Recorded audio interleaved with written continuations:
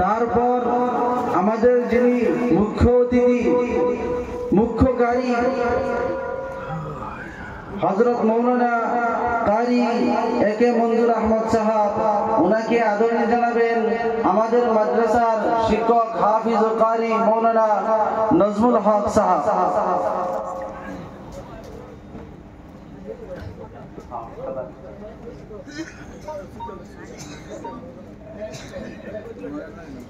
এবং বিশিষ্ট কারি হযরত মাওলানা কারি গুলজার হক সাহেবকে আদরণীয় জানাবেন আমাদের এই মার্কেজ মসজিদের মুয়াজ্জিন হযরত মাওলানা